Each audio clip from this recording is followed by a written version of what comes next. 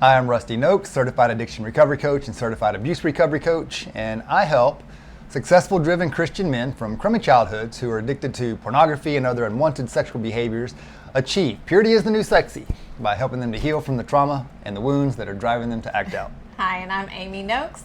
I'm a betrayal, trauma, and grief coach helping women navigate the life of a betrayed spouse. I'm also LCDCI certified, helping people with chemical dependency. This is, like he said, is Purity is the New Sexy, episode 11. Cool. Nice. And today we're going to talk about The woman. What is your work? Get with it, like? girls. Come on, man. Help a man out. Help a dude out. No, I mean, listen. We'll get to that. Don't be So, afraid. first of all, it's not always just the man that's on the side of addiction. Sometimes the woman is as well. The majority of the time, though, it is the guys, and so that's really kind of where we come from. But if you're a woman that is struggling, then please reach out to us as well and just kind of flip, what we're talking about, because it works both ways. Yeah, flip it around. But usually it's the guy, and a lot of men that I know have worked really hard on their recovery and have done really well. Many of them have been in recovery for a long time, some not so long, but they're doing a really, really good job. And there's this little bit of a rub, and maybe, they kind of give the woman a pass because they're like, well, after all, I'm the one with the problem, so it's all up to me to do all the work on me and fix me and be a better man, be a better husband, better father, yada, yada, and that's true. But the woman has to do some work as well, especially because here's the thing, the guys that I know who are working hard on themselves many times still don't have intimacy with their wife, whether it's sexual intimacy or just maybe they don't get along very well in the marriage, and here they are, well, I'm doing all this recovery work, I'm doing all this stuff, I'm doing it right, I haven't relapsed, but she's still, where she's not into me, doesn't trust me, and it's been a long time now, or the sex isn't that great, or we don't have foreplay, or whatever. And it's like, and maybe I hear guys say, she wants me to I just don't even want to know about it. You just keep working on it. You just fix it, and I don't even want to hear about it. Like, okay, I'm doing that. But so here's the thing: a guy can be in recovery, he can be sober, he can be doing great, but at the same time, there's that little something missing in the marriage. And so the goal is not just to not look at porn or have affairs or act out sexually. That's part of it. But the goal is to have a wonderful life. That's why purity is the new sexy. It's a sexy, appealing, attractive lifestyle. It's a lot of fun. And the sex gets better. The intimacy gets better. The relationship gets better. We don't really have the major blow up fights like we used to. And when we start to get off track, we're able to reel it in pretty quick and just communicate better. And communicate. And that's a lot to do with me growing up a little bit, because addicts are typically very childish. But here's the deal. Ladies, do your man a favor and don't just expect him to do all the work on him. Yes, he's got a lot of work to do, and if he's doing it, yay, cheer him on, but please understand and please realize that whether you realize it or not, you've got some stuff in your mind and in your heart that you do need to work through, especially if you want the marriage to be like all it can possibly be. And if you're just satisfied with mediocre, shame on you. It should be fun. Life should be great. And your dude should be really turned on and love the sex, and so should you. So I'm going to shut up and let a woman talk about a woman's stuff. But I just feel bad for the guys that I know that are working hard, but there's that missing element because the woman's just like, great, glad for you. Don't even want to know about it. Just keep working on you. I'm fine. Fine. It's that little thing called intimacy anorexia. And thank you, Dr. Weiss, for coining that and putting all of this stuff, this junk that we women are dealing with and putting it, and men do too. It's not just the women on the betrayal side, because men do too. That's where we learned it. To be honest with you, a lot of times I'll find myself responding in a way that I'm like, okay, that's really not kind of how I am or how I used to be. But because of the trauma And because of everything, living with someone with an addiction, like you said, it's like living with a perpetual teenager. And so you just start responding and reacting differently because it's not a parent-to-child relationship. You're supposed to be communicating with an adult. So it just creates all this ball of confusion and just, how do I interact with this person? I don't even know. And so everybody just shuts down. What would you say to a woman, though, that's like, well, I don't have a problem. I feel just fine. I'm getting to that. Oh, I'm going to get to that. No. All right. It's okay. I digress. Did I say that in a... Did I say that in a not good way? No, you're good. Sorry if I did. Just because I'm saying that, like, I don't think a lot of women realize that they even need to be Sure. doing anything. They just figure the guy has the problem. Mm-hmm. I'm glad you're working on it. They're just now happy that he's not in addiction. Right, sure. But they And don't that even happens. think that they even need to do anything on Yeah. their side of it. So And it's no. not recovery that they're working on Yeah, it necessarily, is. but Yeah, it is yeah. recovery. Go ahead. I'll Yeah, just continue to shut up. Rusty, you're fine. So no, it is. It's trauma. It's trauma recovery. It's betrayal recovery. And it's just a different type. And it looks different, but they're still the same efficacy models. They're still the same things that, women need to be doing that you're doing. And that's, working on your inner child. Because guess what, ladies? You married a man that had an addiction for a reason. You were attracted to that man. You just got told, ladies. You're attracted to something in there, and not everybody does. And I don't want to put everybody in a box. So I know there's some women that they, maybe something happened in their man's life, after the fact that, maybe middle age kicks in and he goes, crazy. I don't know. But that's a different story. But sometimes we're, especially if you're in your second, third marriage, you might want to take a look at that because you probably got some trauma and wounds in your own life that you're trying to medicate, and you're doing it through love addiction. You're trying to find love in a man, and it's in an addictive way. Anyway, let me get back on track. So, intimacy anorexia. So yes, men are experiencing that because he'll withhold, he'll get cold, cold shoulder thing, or You'll hurt his little feelings and he'll pout. Passive aggressive, whatever. We can go into intimacy anorexia another time, or you can even do better and go listen to Doug Weiss when he talks about intimacy anorexia, because he's the one that coined it. So what I'm saying is women do it as well. And some of us learn from the best, our spouses. And so we have intimacy anorexia issues as well. And so whether we learned it from our spouse or we developed it because of the trauma, either way, we might have trauma from our childhoods that we need to work through. So whatever is there, regardless, something is there, whatever's there, it needs to be dealt with, it needs to be worked on.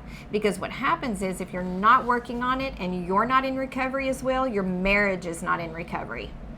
And that's the goal. It's for you are moving towards oneness in your marriage. And if you're not moving toward oneness in your marriage, then you are moving in isolation. You're moving in separate directions, and that is not toward oneness, and that is not what God meant in a marriage.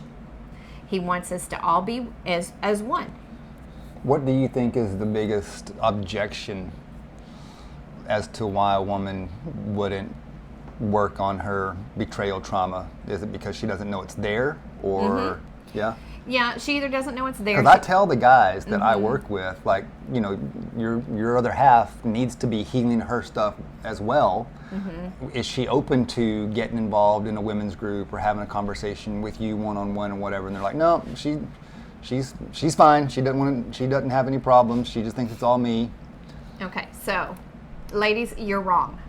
Blam, told you. I'm just gonna say it. You're wrong. There is. And I mean that in a kind, loving way.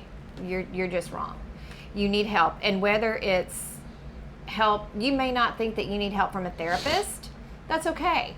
But you do need a group support. You do need a group of ladies that have been where you where you have come through. I mean, it sounds, like if you're a woman that your man is in recovery and he has not relapsed, and you guys are golden. You still need to do the work, because from what I'm hearing with this, it's not moving towards oneness.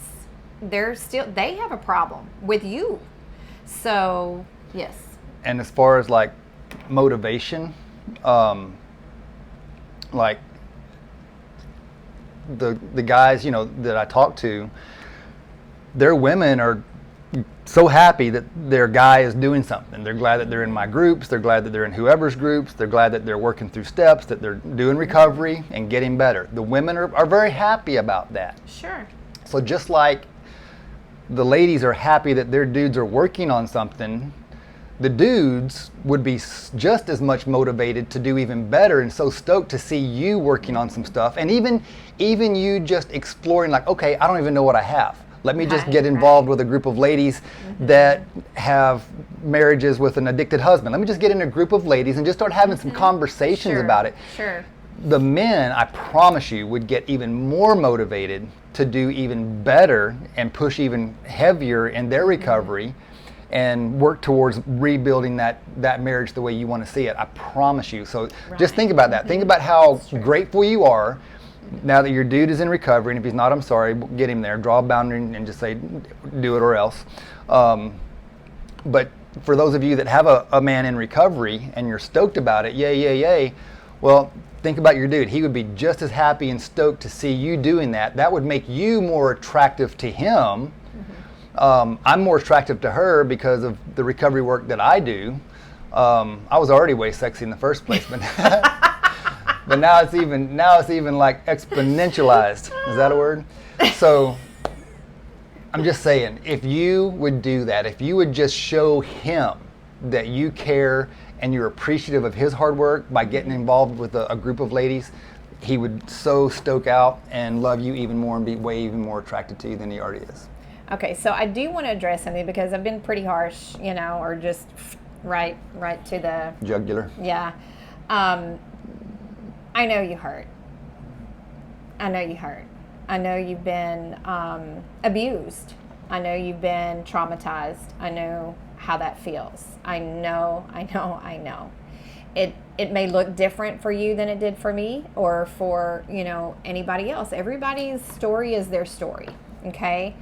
But the similarities are that you are betrayed, and so was I. And so I'm not minimizing your pain at all. Okay, I want you to know that we validate your feelings. We validate all the pain that you have been through, that you are going through, and that you still continue to go through. And that's my point, is it's there. And so it needs to be dealt with. Sometimes that pain that it just keeps staying inside and not dealt with, turns into things like intimacy, anorexia, and you start to withhold from your spouse. I think that's a huge one. Now, I just want to be clear, because you're just talking about men across the board. It's not just men in your groups, right? Because we're not trying to single out anybody. This is just men across the board that you interact with in a lot of different areas. So don't want anybody thinking, oh, wow, just, talking about their groups. But we have a lot of different places that, we touch. And so this is across the board with that. So I just wanted to make sure I made that distinction, not to make anybody nervous. But one of the biggest things that we hear is either, I don't want to have sex with my husband. When is that going to change for me? Or why doesn't my wife want to be with me? She doesn't want to do anything. There's no fun. There's no this or that. Well, two things. One, guys, I'm very sorry, but you blew it. Yeah, I don't know how else to say it. It's just going to take some time. It can come back. It does come back. Sometimes, of course, but my point is, sometimes it takes a long time. And each woman is different, and it may take her years. And you've got to be just as patient with her as she's been with you, as you were bumping your head against the wall doing this thing. So it goes both ways. And yes, you need to be patient with her too. Ladies, at the same time, dig in there, dig out that root. It may speed up your process. Recovery for the guys is 2 to 5 years. It's close to that for us. I mean, it may be not as long depending on how, extensive the betrayal was. I do want to clarify something though. Mm-hmm. You can achieve sobriety in 90 days. Mm-hmm. It's the renewal of the mind mm-hmm. that can take 2 to 5 years. But you can get sober in 90 days. So don't think like, oh my gosh, don't look at it like this. You got to climb this Mount Everest. I mean, you can obtain sobriety in 90 days. And I want to give it back to you. But the other thing about the women doing work on themselves, mm-hmm. it gives y'all something to talk about. Sure. You're talking about the stuff that you're doing with the guys. She may be talking about some of the things that she's talking about with the ladies when she, feels comfortable. Mm-hmm. That right there is intimacy. Right. That right there helps mm-hmm. to restore and rebuild the relationship because y'all got something in common now mm-hmm. that you can communicate about and have conversations about. Right. She's learning things about herself she never knew or maybe didn't want to admit, and she's able to share that with you. Intimacy is not just sex. I mean, it's like familiarization, it's being comfortable, it's friendship, it's quality time, it's all mm-hmm. it's companionship. So if you're doing work on you and she's doing work on her, that is going to give y'all some commonalities, some common stuff to talk about that will actually build intimacy. And we read things and listen to things mm-hmm. together about addiction and this kind of thing and recovery. That's intimate. So it opens up a whole new arena for y'all to be intimate, which will bring and usher in the good physical stuff. Right. So ladies, don't run from the fact that your man had an addiction and he's now recovering from it. Jump in that pool with him and help him swim. Yeah. I do want to touch on just a few things. I wrote down a few things here that you can do to help you recover yourself. And that's, you can do couples counseling together. If you feel like your trauma is beyond maybe where groups or coaching or something like that is and you need a therapist, go get help. There's no shame in that game. Go find a therapist, find a Christian counselor, whatever you need to do to help yourself and then your marriage. There's plenty of couples counseling available for really deep, heavy work. Groups, there are plenty of groups online on Facebook. We always put ours in the comments or in the About section. And then, there's local groups that you can go to. There is the sex, do you have it or not? And honestly, that one depends on the level of intimacy in your marriage and also your comfortability as far as how much time has passed, how much sobriety he has had. A lot of times women in this situation, if it's early on, sorry guys, you're probably not going to get it. It's just not going to happen. The trust is not, there's not been enough time for trust to be built. And that's the other thing is time. Give yourself some time. Guys, give your woman some time. Yeah, you vomited all this stuff, disclosure. Yeah, you've been sober 90 days. Yeah, you're doing the thing and she's still pouting and slamming dishes down and hitting walls and cussing you and crying and avoiding you cold shoulder. That is all normal. It's almost like going through stages of grief. You're grieving what your woman is grieving what she once thought she had. And she's coming to the realization that no longer exists. And she's coming to the realization that she has a different life, that she has to get her hands around, understand it, and learn how to navigate it. So, but she loves you, otherwise she wouldn't be feeling all that stuff. If she was blasé or like whatever, I don't care, that means she doesn't love you. The fact that she's mad, at least that proves that she loves you and cares. Yeah, and she's just flat hurt. You betrayed her, and you have to own that. And so really what we're talking about is for the women that your man has owned it. Your man is doing the work. Your man is going to groups. Your man is in sobriety. Your man has done disclosure. Your man is not intimacy anorexic. Your man is doing all the things and proving himself. He's doing the polygraphs. He's doing what? Fill in the blank, all the things, right? And you're not. I got a problem with that. And I think you should too. Care about your marriage, care about yourself, and care about your relationship with God. All of this stuff gets better and grows when you take the time to work on yourself.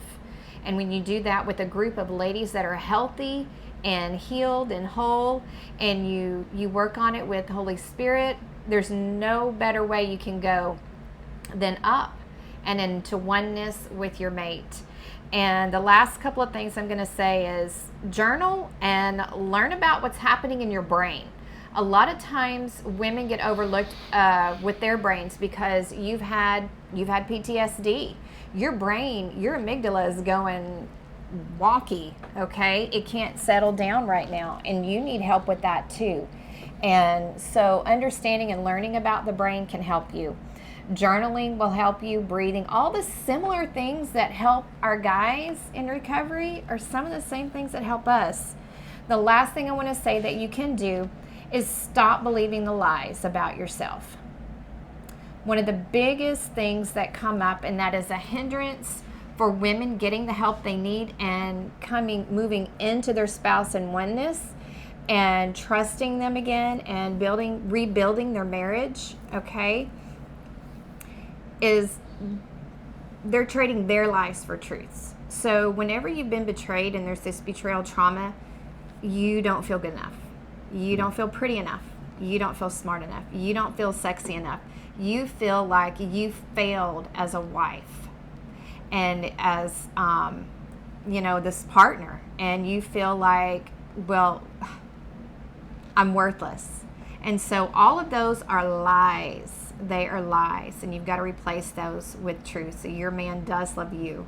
He does care about you. That's He's why working he's in for recovery. you. He's in recovery, not just for himself, but for you and your marriage. So the best thing you can do to help yourself, your marriage, and grow in intimacy with your mate is to get in recovery yourself, no matter where you are in the stage of the recovery process. Cool. And everything else will come out of that. Sex will work itself out. Intimacy will work itself out. All of that stuff will work itself out. People get hung up on sex a lot, and yeah, I mean, it'll work itself out. It's a big deal, but it does. Mm-hmm. It's a big deal when there's a big deal in the marriage. It's not a big deal when it's, I think I've heard it said like this. I think I heard Dr. Phil say this one time. Sex is about 10% of a marriage when it's working great. It's about 90% of the marriage when it's not. Yeah. So when it's not doing so well, sex is a huge problem. When it is going great, sex is like just 10%. It's not a big deal. So when you're mending that marriage, when you're rebuilding that marriage and you're rebuilding trust and feeling safe, and guys, remember, your woman has to feel safe with you before she will give herself back to you. That's a big portion. So if your woman doesn't feel safe, you might do another check-in and see what you're doing maybe to help her feel safe. There may be some things that you need to sit down with her and say, honey, what can I do to make you feel safer in this marriage? Not, honey, when are you going to come to bed with me and let's have sex? Mm-hmm. I mean, so there might be something going on there, where you're pointing the finger at your woman and saying, oh, look at what all I'm doing. But have you sat down and said, hey, what can I do for you right now that's going to make you feel safe and trust me? And guess what? Sex is going to come out of that. So yeah, that's it. All right. So ladies, even if you've never even thought about it, just, you know what? Find somebody. She'll talk to you for free, at least the first time around. It's worth a conversation. If you want the best marriage possible, you don't know what you don't know. So if you don't think you have a problem, and it's not, you may not have some huge major problem, but you might. But do your guy a favor. If he's working, and even especially if he's not do your working. marriage a favor. Absolutely. Yeah, your marriage. If your guy's not working on himself, you especially need to be getting some support. But if he is, don't think it's all him. All right. All right. Well, I think we've covered it. Yeah. Good to go. Like, subscribe, hit the little bell, the notification and bell. we'd love to hear comment stories. Well, there's hope. I'd love to hear topics you're interested in. Yeah. Questions for us personally, what we've experienced or dealt with, or have we ever experienced, anything you'd like to hear us talk about, we'd love to hear your suggestions on that. So hit us up on the comments, subscribe, hit the little bell so you get notifications when we do these videos. We'd love to hear from you, and we'll see you again next time. Bye.